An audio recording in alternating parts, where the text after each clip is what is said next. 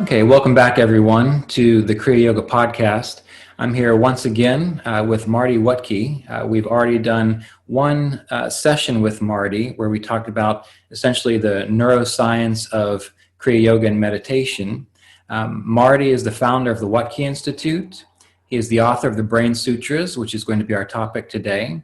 He's also a CSA minister and a Kriya Yoga teacher, and is currently in the process of creating and developing the Infinite Potential Institute. So thank you very much, Marty, for being here again with me today. Thank you for having me, Ryan. I appreciate it. Yeah.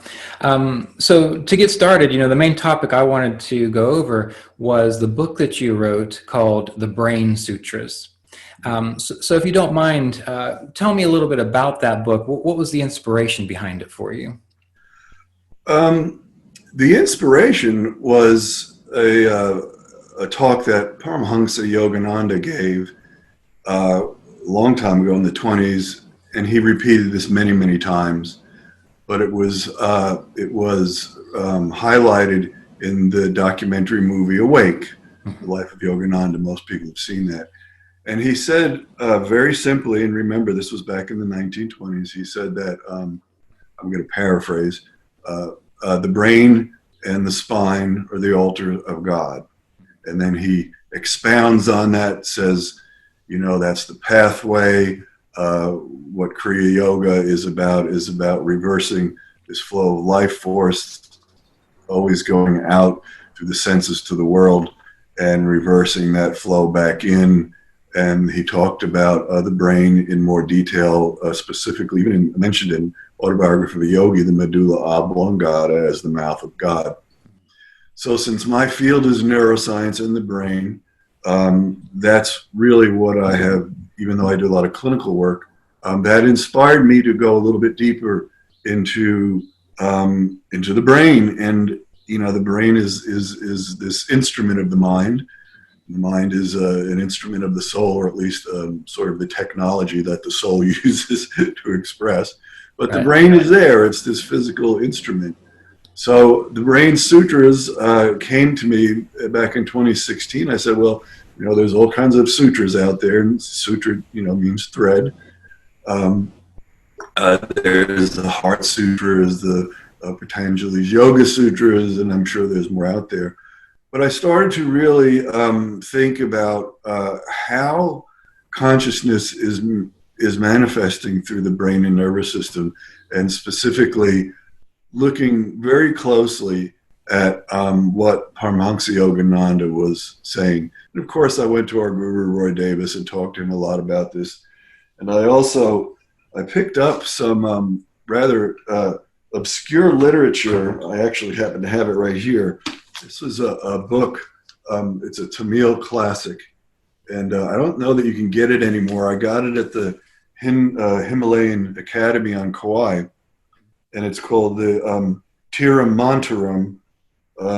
Thousands of years old. They're not sure who wrote it, but it's obscure language. And if the translation is correct, they're talking about the brain, about that higher states of consciousness manifest when you hit these certain cavities and points in the brain. And then you see an inner light and you hear an inner sound. Then you may go to another loc or another state of consciousness.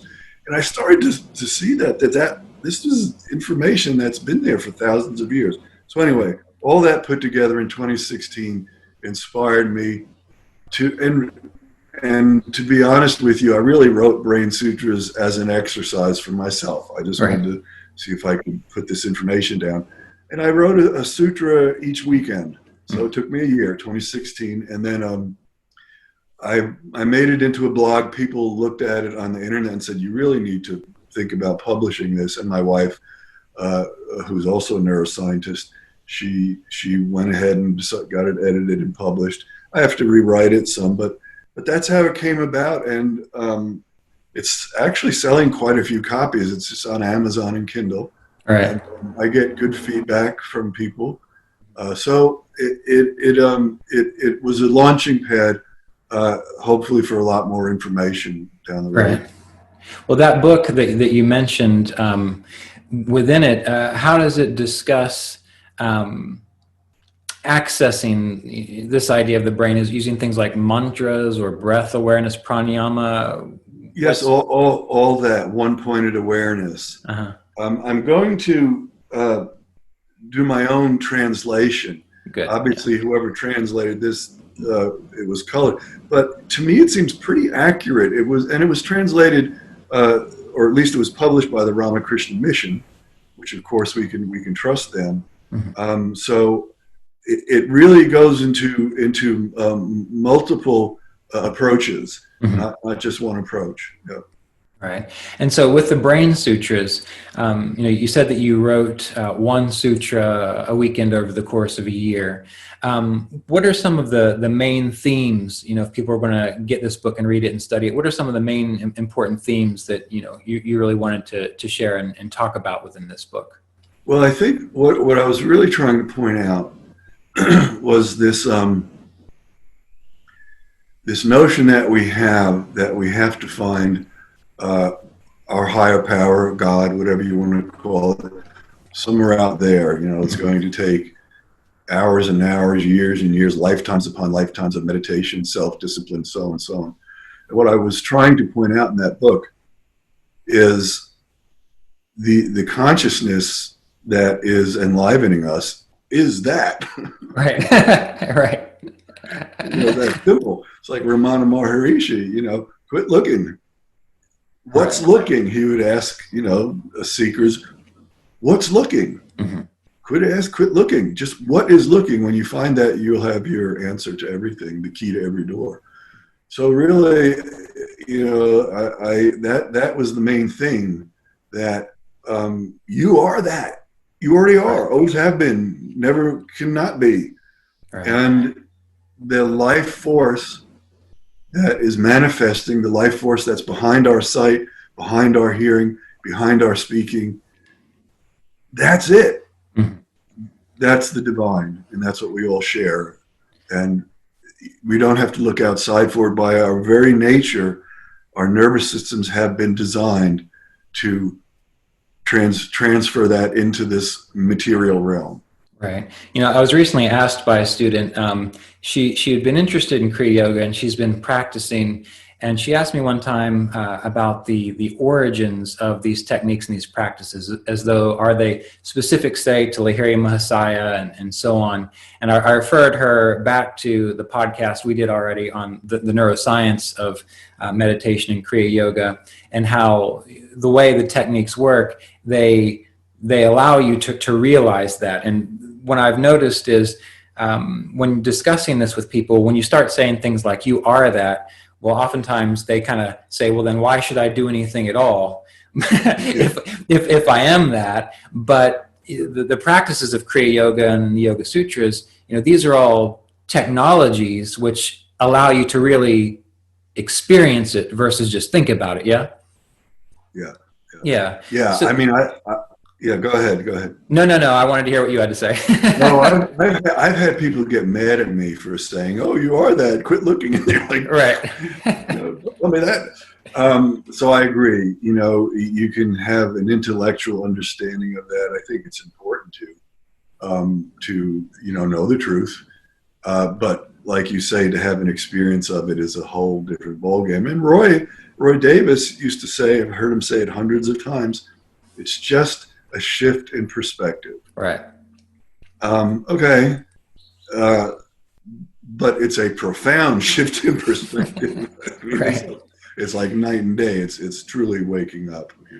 So when when you're thinking about all that you've learned, not just about Kriya Yoga, but all you've learned about neuroscience and how that functions, I've done certain breathing exercises where it was very easy then after doing those breathing exercises to see this inner light, whether that's brain-produced phenomena, whether it's a manifestation of the Om vibration. Sometimes it's hard to tell the difference, but these things help kind of push you into that shift of perspective. So when that happens, how does one take it from kind of the mechanical approach to the process to where they've set up their body such that now it can experience a light or hear the Om or experience these sounds like the yogis discuss? How does one take it from that to now going into it such that it becomes an experience it's transcendent, it's not necessarily dependent upon the physical form, or is that not how it works? Does that question make sense? Yeah, it does. Okay. But you do have to remember it is somewhat dependent upon the physical form, right? Because that's what we're manifesting through. Mm-hmm. We can't, unless we suddenly have, what is colloquially, called the out of the body experience when we're meditating, which really isn't. It's just another shift of perspective, shift of awareness. But I think we are, some of the inner lights, inner sounds, and so on are chemical, electrical manifestations. Right. Where things begin to change, though, is when, as we've been taught, when we always seek to go beyond and beyond and beyond, mm-hmm. and then you start approaching the transcendental realms, which is definitely different and metaphysical. It is beyond the physical and has a tangible experience, whether it's bliss, realization of wholeness, of completeness. That's the goal. It's not the light and the sound. That's not the goal. The goal is to keep going beyond that to the highest state that we can go in that particular meditation. Right. So, but it has to start through the physical organ. The physical organism has to get in line. Mm-hmm. Some of the vrittis, the waves, yogas chitta vritti nirodha, they have to cease. And that is a physical thing. That is, you can see it on an EEG, all the noise in the brain. And so through our yoga techniques, breathing, mantra, so on and so forth, finally that ceases, and then we can go beyond, we can transcend. And I remember in our last discussion, I believe you talked about, maybe it was a Buddhist monk who was so filled with compassion that it was like that area of his brain that deals with compassion, like was having like a seizure.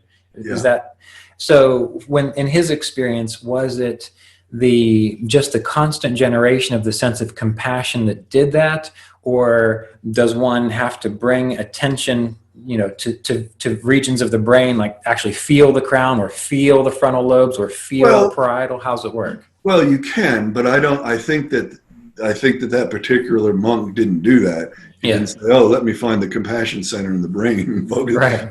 He just was compassionate. And so, whatever you let your mind go to for extended periods of time, that part of your brain is going to develop more real estate to handle that.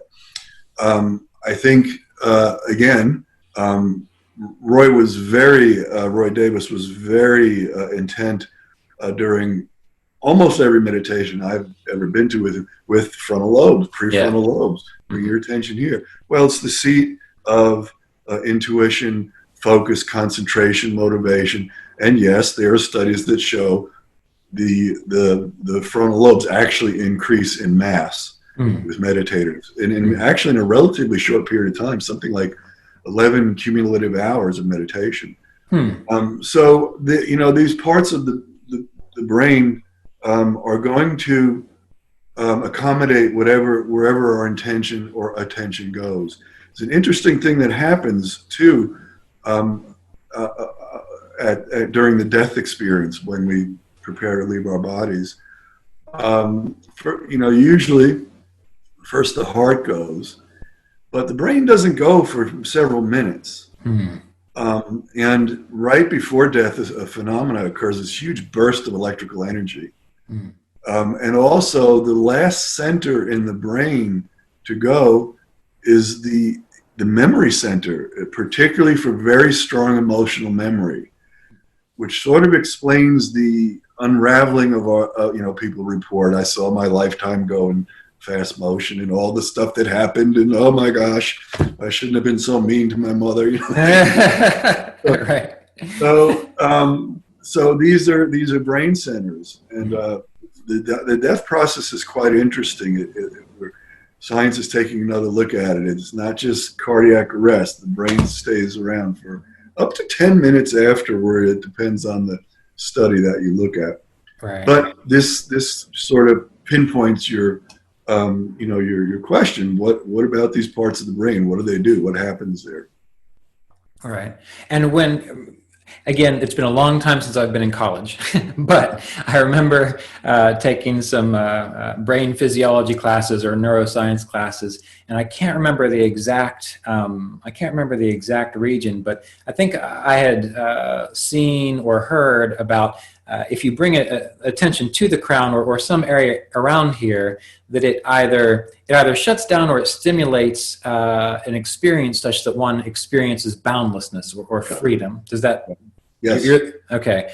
Yeah. So is that just the crown chakra, or is that a particular? Well, it's the parietals, particularly the right parietal here. Okay. That is, you can stimulate that area with electrodes, and somebody will suddenly experience a loss of boundaries. So would that work in that one focuses on, feels that region with their awareness? Would that kind of a thing happen, or does one simply need to, like, for example, in Roy's book, The Science of Self-Realization, when he talks about the Shandilya Upanishad, there's a line in there that says one of the best ways to meditate is essentially to imagine that you're free, you're boundless, you're free in space. There's no sense of body.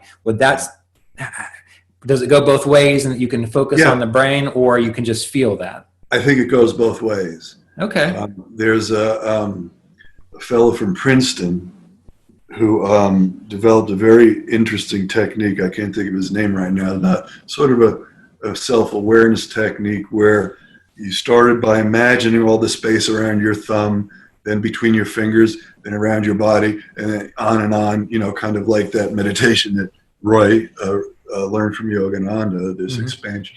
And that's exactly what that was tapping into those parts of the brain and then experiencing this boundlessness. Right.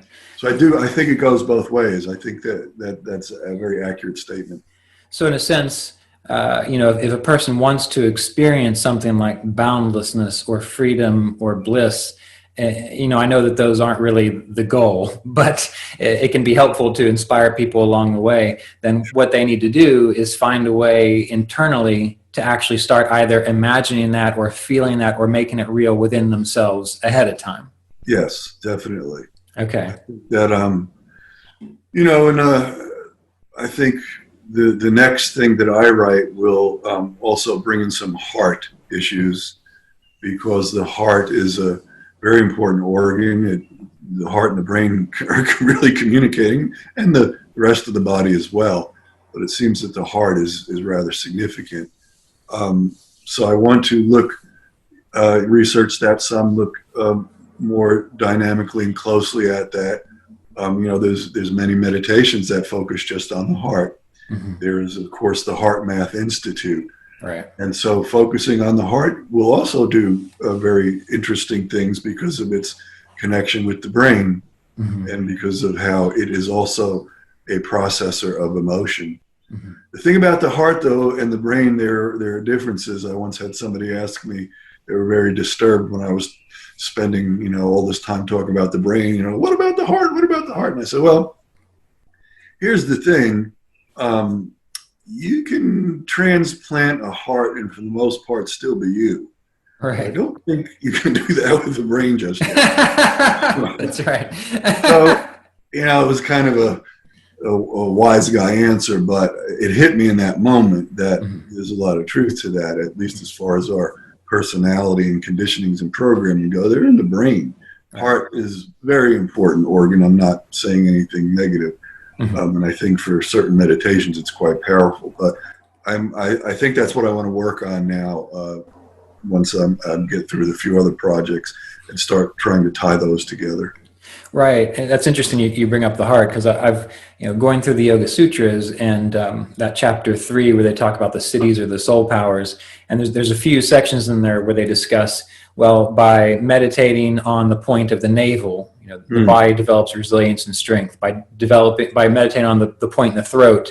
And I believe it develops steadiness in concentration. I could be wrong about that one, but they kind of point out these different centers as having an experience on one's capacity, and then develops what they call soul powers, which I think are really just the technology of the human being happening. Exactly. Have you heard or read or thought anything about those different spaces? Like, I know the navel is important in other traditions as well. Well, yes, and in Taoism and Qigong, the Ming Mian and the lower Dantian, there's correlations. Although I think they're different manifestations on different planes. The chakras are one thing, and then the Dantians are another thing. But here's the thing. Yeah. In our brain, we have a homunculus. Homunculus is an area. There's a couple of them. There's a sensory motor area, and then there's two strips that go down the side, and those areas correspond with the entire body. And you can, stimulate certain areas and either feel things or make certain parts of the body move or smell things or hallucinate and so on.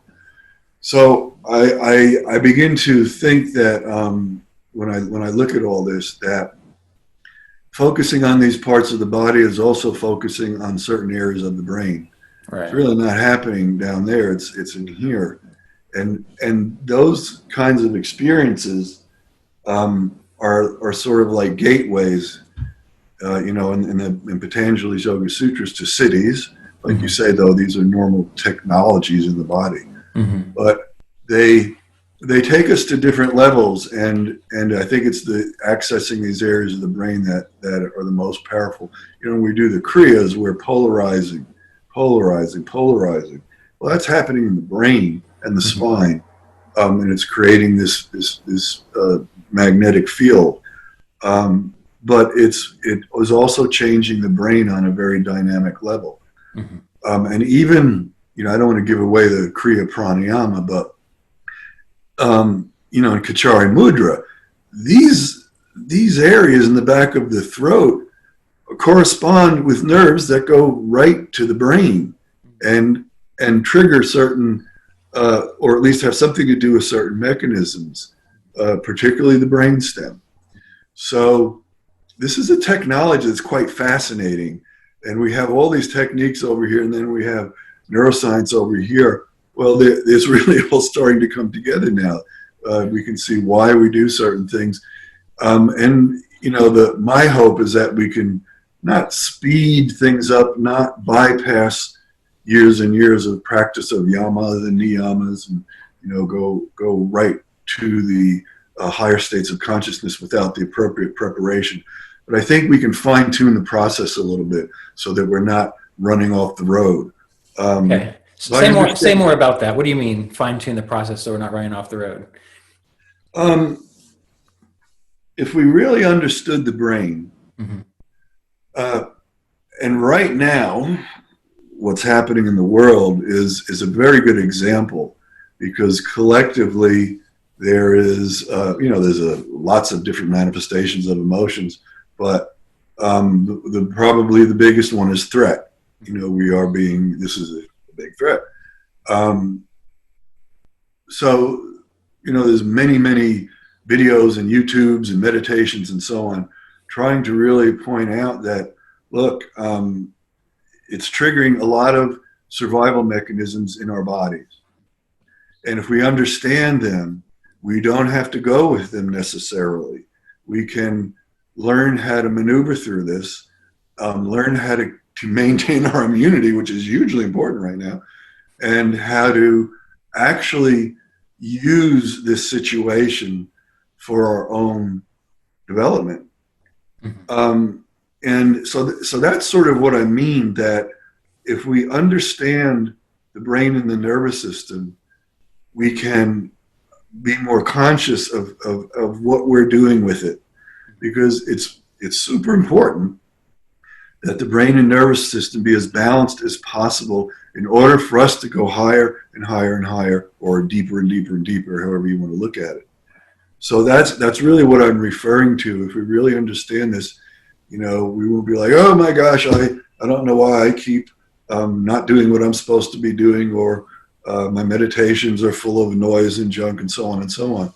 I mean, if we really understand the brain and nervous system, we can apply knowledge. We can also apply technology and tools to try to quiet some of these things so that we can move through our spiritual growth process much more quickly.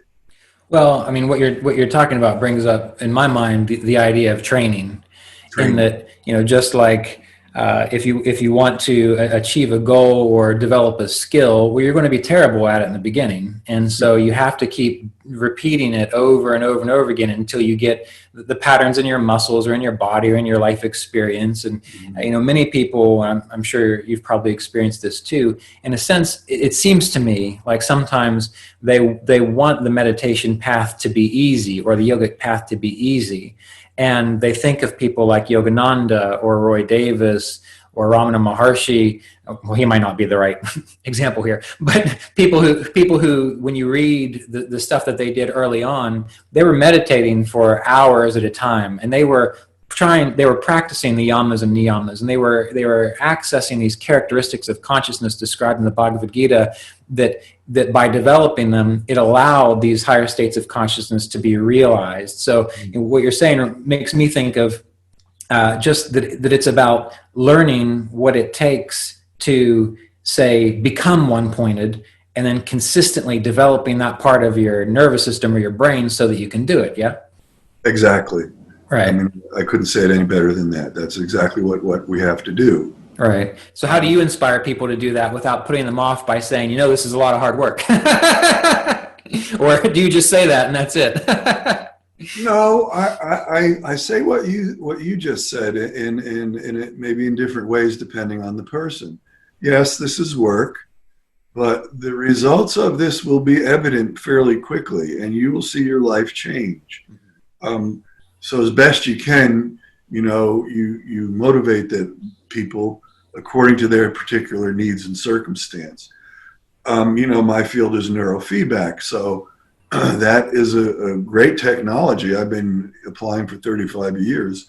That also is a way to, and what I like about it, and what I've always liked about it, and frankly, this is why Roy encouraged me to do this 35 years ago, was it's a way to actually show the individual, okay, this is your mind electrically. That's noisy. Okay, this is very simple. I just want you to train and learn how to quiet and calm that down. And then you would see people, again, depending on the person, gradually learn what it means to quiet down the nervous system. And then meditation comes easier. But and I'm sure you've had this too, I've had so many people come to me, and when I say, have you tried meditation? They say, I can't do it. I can't meditate. And like you said, it's because they haven't trained themselves. It's very simple. Right. So I think that just being very gentle with people, and just saying, yes, it can be difficult at first. You can have a lot of stuff come up, which I also try to make people aware of, just so that they're not thrown off when suddenly they have memories or something come up. But most people, they see the results fairly quickly. So. Oh, for some reason, what you said brought up all kinds of things I wanted to discuss with you. But the first one I'd like to start with is when you talk about things coming up in meditation, and that's.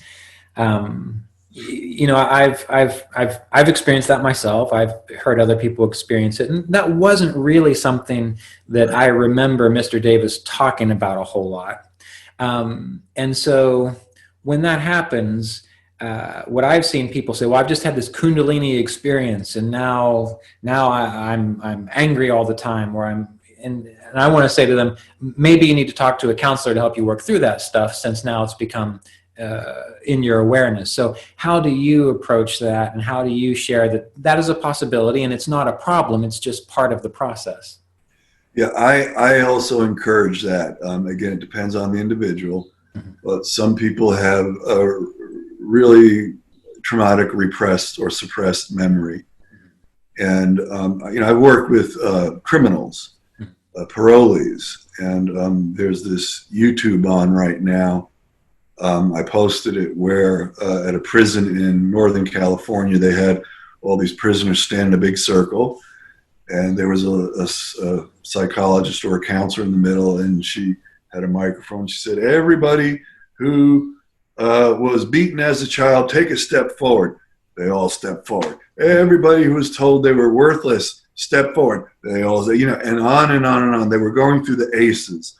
ACE stands for Adverse Childhood Experiences. Well, by the end, it was pretty obvious. Right. So as a rule, most teachers that I know, and myself included, when I work with people who I know have traumatic experience, we either don't start with meditation, we start with hatha yoga, asanas, qigong, tai chi.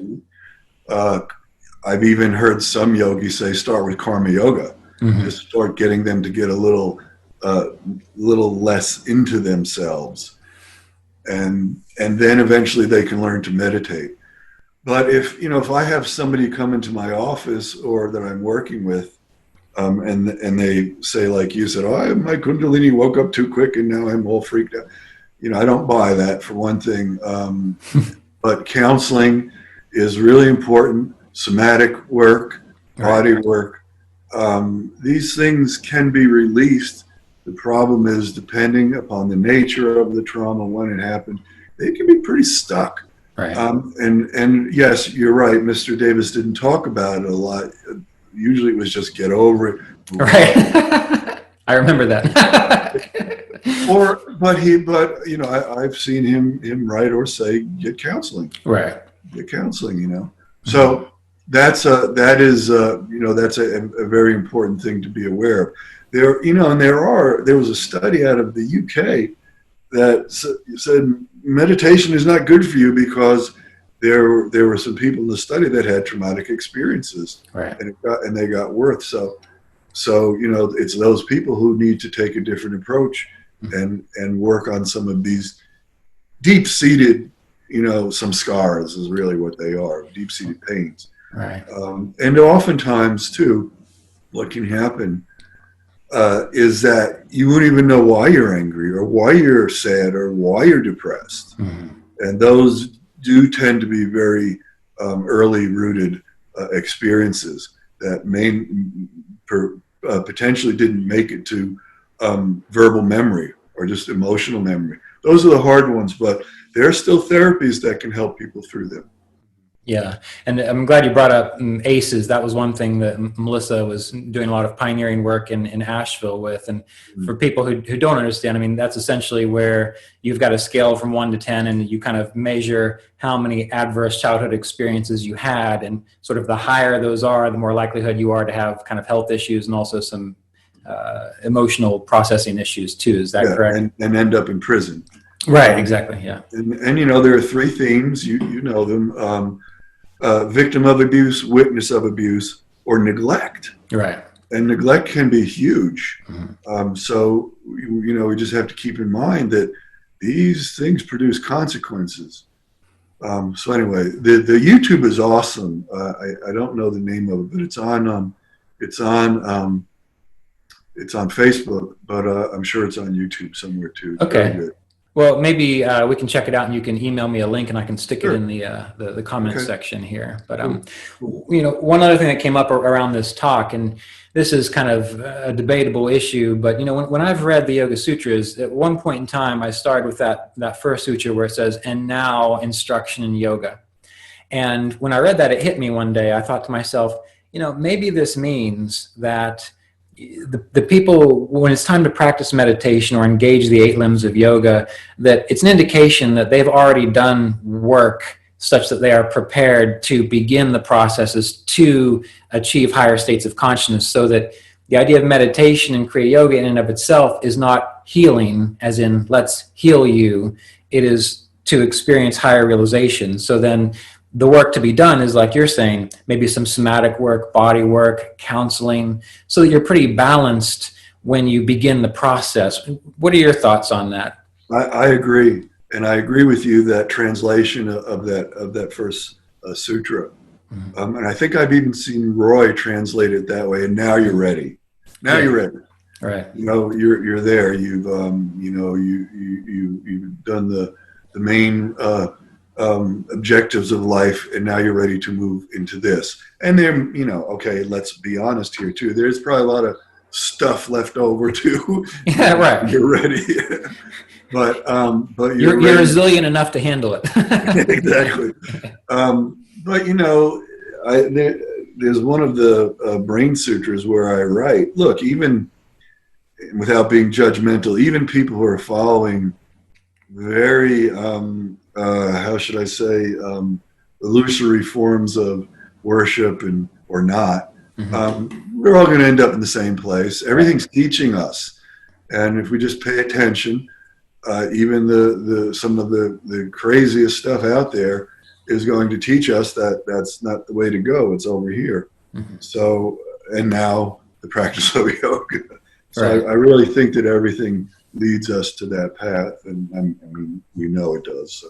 Yeah, and I remember when I got the Brain Sutras about 3 or so months ago, I was reading through it, and so two things happened. I read that, and then I got another truth journal from CSA.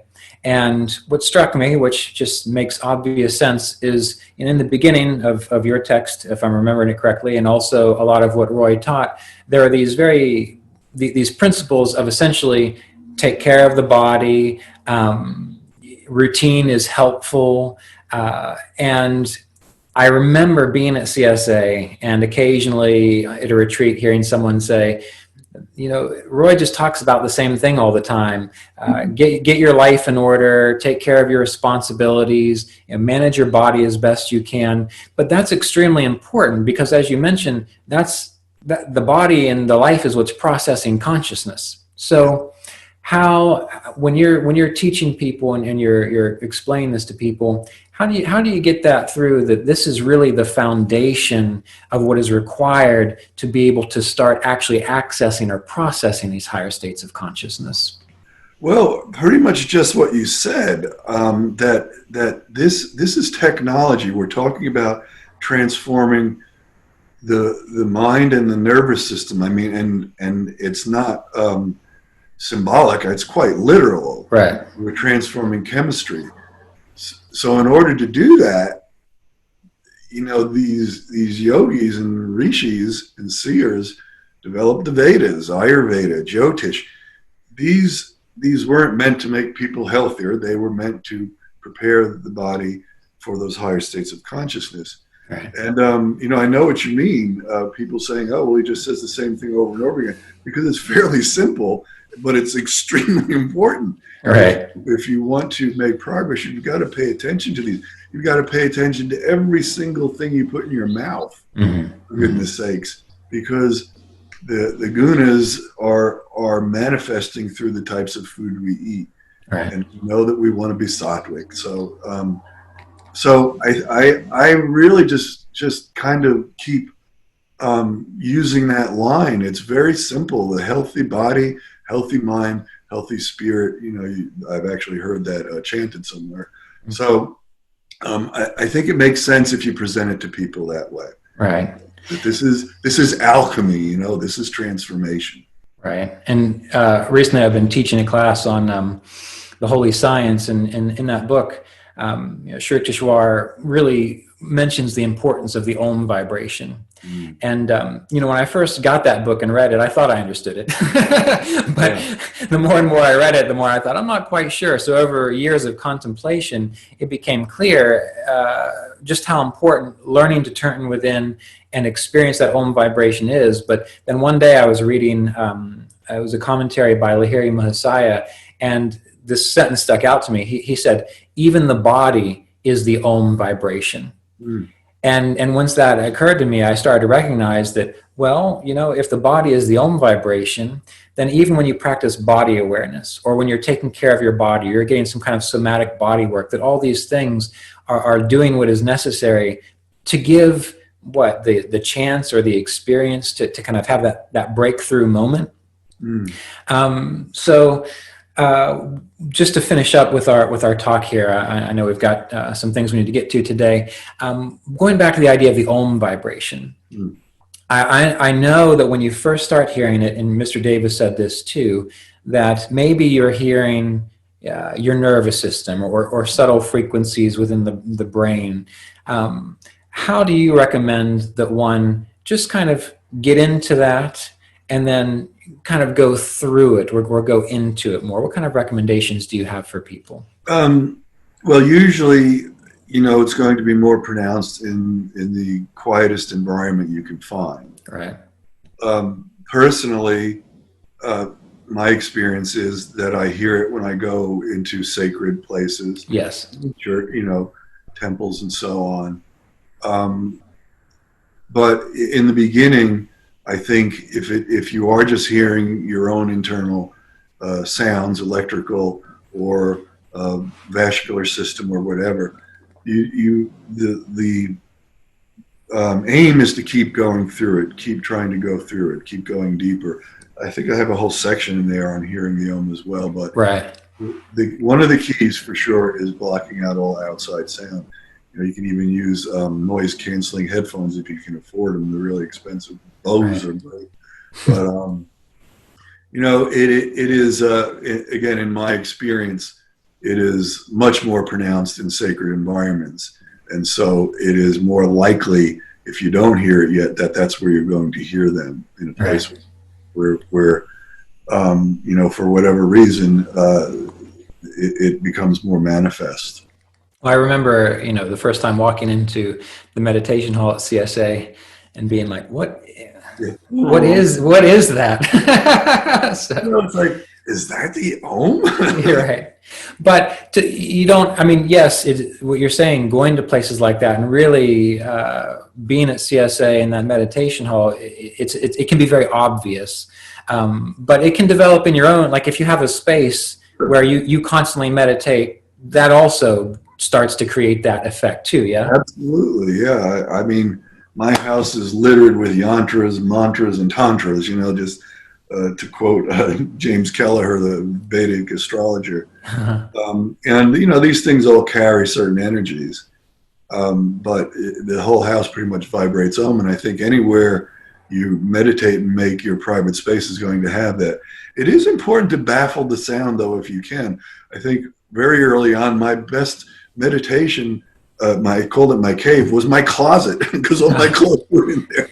And it muffled and baffled the sound, and it seemed to be conducive to internalizing awareness so you could hear the sound. So. Yeah, good. Okay. Well, hopefully people will pick up on that and kind of get into it a little bit more. And just in closing, would you like to say anything more about the Infinite Potential Institute? I mean, you just told me about it before we got started. So what is that work, and what would you like people to know about this process? Without getting into my whole story, I started doing my clinical work because I was trying to help people wake up more quickly.